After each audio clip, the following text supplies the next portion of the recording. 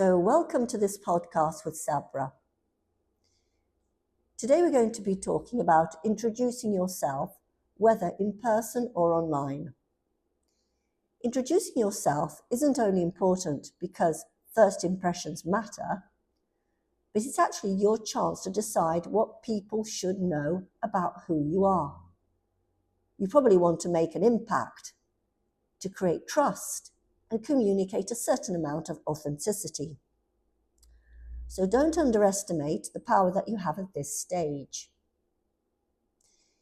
So, to avoid selling yourself short with a generic, name, title, company, statement, because no one needs to know the whole history of your life, you just need to add some detail to enrich the information and inform for a further conversation. However, saying something personal and adding a touch of humor will get people to feel that you're worth listening to, and this is very important. Consider the following introduction and reflect on the impact. So here we have some examples. For example, I could simply say, I'm Sarah Smith, and I'm the head of FL Limited.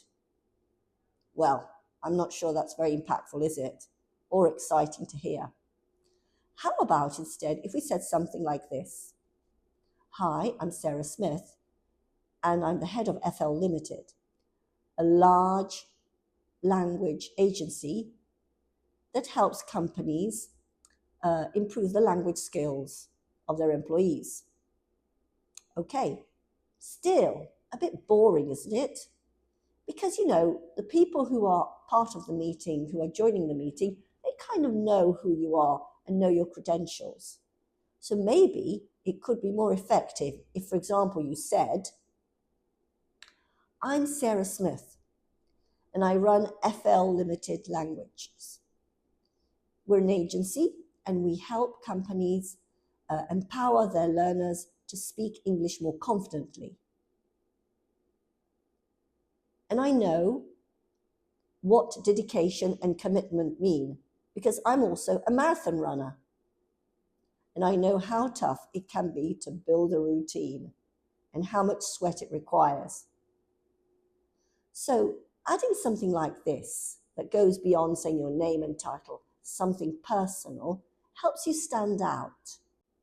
So go ahead, say something about yourself that will help break the ice and make you come across as approachable, confident. And this is really critical. People need to feel that you're a great person to work with. And that's all that really matters.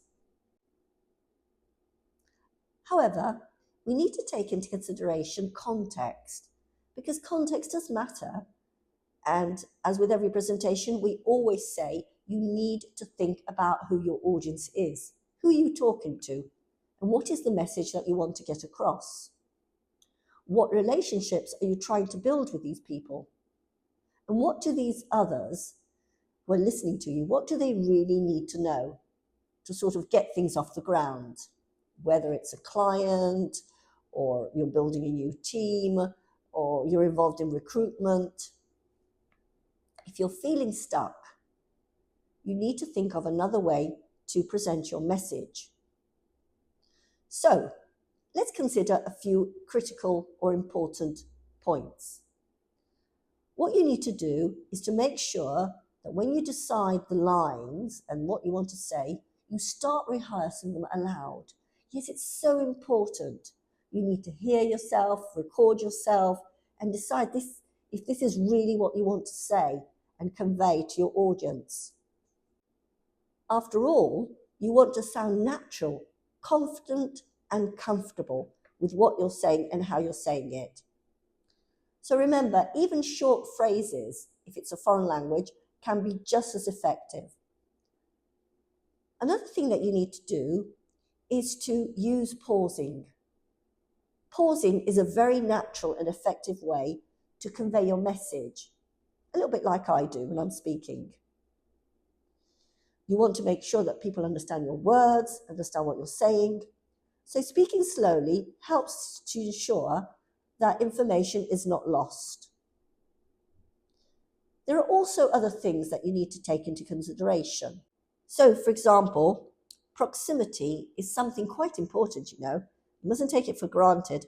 Proximity has to do with how close you are either to the screen or to a person physically, because this can really be quite intimidating or can create a sense of discomfort. Particularly on screen, proximity is important so that you need to stand back and let people see your hands. Your hands are so useful because they communicate your energy, your body language, your message, and so it really can make a difference.